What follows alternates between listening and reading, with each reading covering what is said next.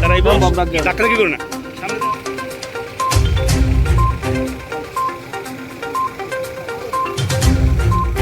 आपका personal relation भी है बांग्लादेश के प्राइम मिनिस्टर का। पिछले टाइम भी जब यहाँ से अबडक्ट होता आप बात करते तो आपने कोई बात किया या कोई मैसेज उसके साथ?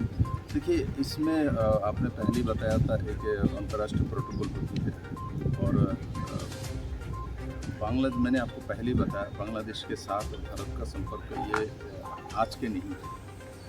और पहले से ही कुछ षड्यंत्रकारी चाहते हैं जो भारत के साथ संपर्क खराब हो, तो वही लोग ऐसा करता है। किंतु बांग्लादेश के आपामत जनसाधारण ऐसा नहीं है और बांग्लादेश के माननीय प्रधानमंत्री महोदय मातृवत आचरण करते हैं और भारत के साथ एक अच्छा संबंध है और पड़ोसी के साथ अच्छा संबंध ही आप आगे लेके जा सकता है। ये पूरी दुनिया में प्रमाणित है और भारत का और बांग्लादेश का जो तरक्की उसका मिसाल है।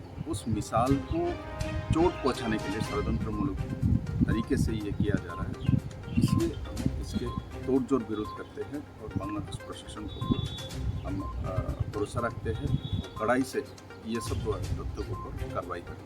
স্যার নেগার একটা বড় মজুরি রিলিজ হয়েছে প্রতিক্রিয়া।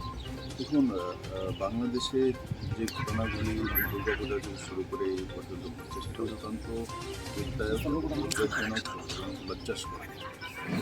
ভারত বাংলাদেশের মধ্যে একটা সুসম্পর্ক আজ থেকে নয়, দীর্ঘকাল বাংলাদেশ স্বাধীনতা থেকে নিয়ে মুক্তিযোদ্ধা সব নিয়ে ভারত বাংলাদেশের একটা মৈত্রী সম্পর্ক রয়েছে। এই মৈত্রী সম্পর্ককে ষড়যন্ত্র করে কলঙ্কিত করার জন্য যে মৌলবাদী শক্তিগুলো, সারা দুনিয়াতেই মৌলবাদী শক্তিগুলো বিভিন্ন সময় বিভিন্ন রূপে প্রকাশ পায়, তো সেটা বাংলাদেশের মধ্যে এখন যে এই যে আমাদের দুর্গাপূজা উৎসব, আমাদের যে সাংস্কৃতিক প্রতিষ্ঠানগুলোর মধ্যে আক্রমণ করা এবং পত্রপত্রিকার মাধ্যমে সোশ্যাল মিডিয়ার মাধ্যমে আমরা লক্ষ্য করেছি যে ঘটনাকে নিয়ে এই তার শুরুয়াত, তাতে দেখা গেছে সম্পূর্ণভাবে সেটা যাকে বাংলাদেশ প্রশাসন অ্যারেস্ট করেছে সে বিশেষ ওই মৌলবাদী সংস্থা থেকে আসে। তাহলে যখন সেটা প্রমাণিত এগুলো, তারপরে কেন বাংলাদেশের বিভিন্ন জায়গায় রংপুরে হোক বিভিন্ন জায়গায় কেন সংখ্যালঘুদের উপরে আক্রমণ, তো সেটা সম্পূর্ণ বোঝা যাচ্ছে প্রায়োজিতভাবে করা হয়েছে, ষড়যন্ত্রমূলকভাবে করা হয়েছে। এবং বাংলাদেশের প্রশাসনের উপর আমার পুরো ভরসা আছে যে ওনারা স্ট্রিক্টলি তার উপরে কার্যবাহী করবেন এবং এই ধরনের মৌলবাদীদের দুনিয়াতে কোথাও স্থান নেই। আর বাংলাদেশে তো নিশ্চিত থাকা উচিত না। আর বাংলাদেশ একটা নতুন দিশা নিয়ে কাজ করছে এবং বাংলাদেশের আর্থিক স্থিতি এটা সুন্দর জায়গায় পৌঁছেছে। সেই জায়গায় এভাবে এটা করা, এটা সম্পূর্ণভাবে আমি যতটা আমাদের কাছে খবর হয়েছে ষড়যন্ত্রমূলকভাবে সেটা করা হয়েছে।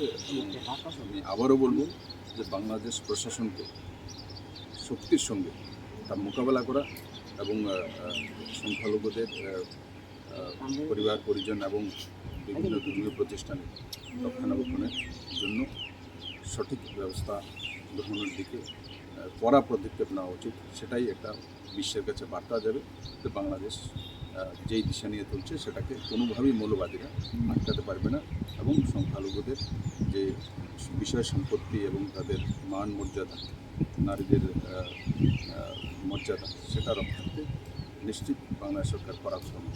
স্যার আরেকটা বিষয়, রাজ্যে পুরো ভোটের সম্ভাবনা